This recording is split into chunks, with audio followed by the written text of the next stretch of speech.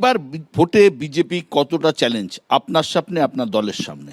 এমনিতে কোনো প্রবলেম নেই, কিন্তু এমন অনেক ব্যাপার আছে যেগুলো অন এয়ার মিডিয়ায় বলা যায় না। বিজেপি সন্ত্রাসের পথ নিচ্ছে। বিজেপি পায়ে পা দিয়ে ঝগড়া করে ওভার সেন্সিটিভ করার চেষ্টা করছে সমস্ত বুথগুলোকে, এবং নির্বাচন কমিশনকে একতরফাভাবে, মানে এরকম খবর আছে আমাদের কাছে যে ডিএমএসপিদের রাত্রির বেলা রাত 1টায় গিয়ে বলা হচ্ছে, এই বাংলো খালি করুন, তাড়াতাড়ি কোথায় যাবে তারা? একজন মহিলা চিফ সেক্রেটারি তাকে মধ্যরাত্রে বলছে গেট আউট। বিজেপির যে আচরণ, এবং আবার তারা যেভাবে পুলিশদের মধ্যে এই যে একটা সন্ত্রাস, আর 2500 বাহিনী, আমি আপনাকে বলি গণতন্ত্রের লড়াইতে তৃণমূলের সামনে বিজেপি দাঁড়াতে পারবে না।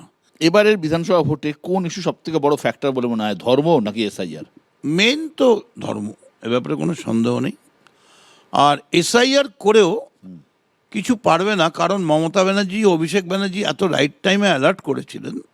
তাতে তৃণমূলের ছেলেরা যেভাবে এসআইআর করেছে আমরা দেখে নিয়েছি। মার্জিনটা যেখানে আমার 60 ছিল সেটা হয়তো 50 হবে। দীর্ঘদিন ধরে তুমি রাজনীতি করছো, বিভিন্ন পরিস্থিতির সামনে পড়তে হয়েছে।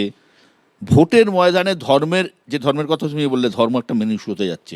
ভোটের ময়দানে ধর্মের এই বাড়বাড়ন্ত কি এর আগে কখনো দেখেছো তুমি? কোনোদিন না, এবং এটা মানুষ পছন্দ করছে না। কোলাকুলি করতে চায় হিন্দু মুসলমান, ধর্মের বিভাজন কেউ চায় না, মানুষ শান্তি চায়। তাহলে ধর্ম কি করে রাজনীতির সাথে যুক্ত হবে? কিভাবে তুমি দেখছো ধর্মটাকে? তোমার একটা কথা বলি, এটা প্রতিফলনটা দেখতে পাবে ভোটের দিন। কোনো মানুষকে দেখে বুঝতে পারবেন না কাকে ভোট দিচ্ছে। যে ধর্মের কথা বলে ঢুকবে সে গিয়ে পুরো এই ধর্মের পলিটিক্সের বিরুদ্ধে ভোটটা দেবে, কিন্তু সে এক্সপোজ হবে না, কারণ সন্ত্রাস আছে, স্বৈরাচার আছে। আমি তোমায় বলছি, ধর্মের বিরুদ্ধে, ধর্মের নামে যে পলিটিক্স, না मैं হিন্দু না मैं মুসলমান, সবসে পহলে मैं एक इंसान।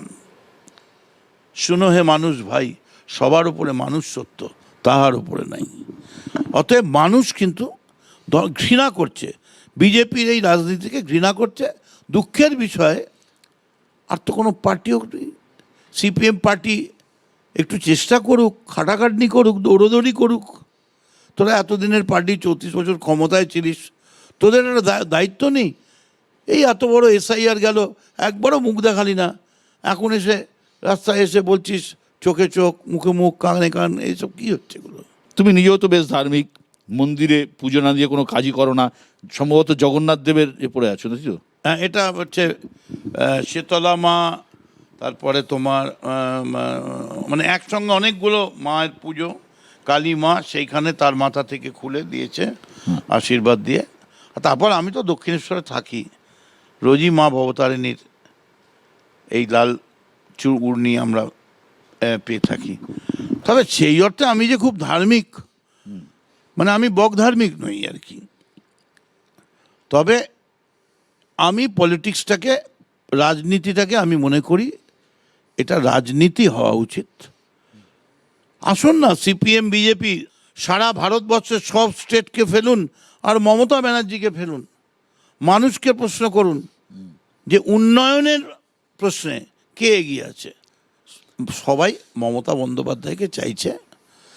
এই ধর্মের রাজনীতি নিয়ে যখন কথা হচ্ছে, তখন একজনের নাম না করলেই নয়, তার নাম হুমায়ুন কবির, তোমার বন্ধু। তিনি মুর্শিদাবাদে বাবরি মসজিদ বানাচ্ছে, নতুন নিজে পার্টি তৈরি করেছে। এর মধ্যে কথা হয়েছে নাকি? আমি কথা বলিনি, মানে আমি কেন, আমি প্রশ্নই আছে না ফোন করে কথা বলার, আমাকেও ফোন টোন করেনি। কিছু বলতে চাও হুমায়ুন সম্বন্ধে, হুমায়ুনের রাজনীতি, হুমায়ুনের দল, হুমায়ুনের? আমি কিছুই বলতে চাই না, শুধু এইটুকুনি বলতে চাই, 250-র বেশি সিট নিয়ে মমতা বন্দ্যোপাধ্যায় চতুর্থবারের জন্য মুখ্যমন্ত্রী হচ্ছেন, এবং যতক্ষণ চাইবেন তার শরীর পারমিট করবে তিনি মুখ্যমন্ত্রী থাকবেন।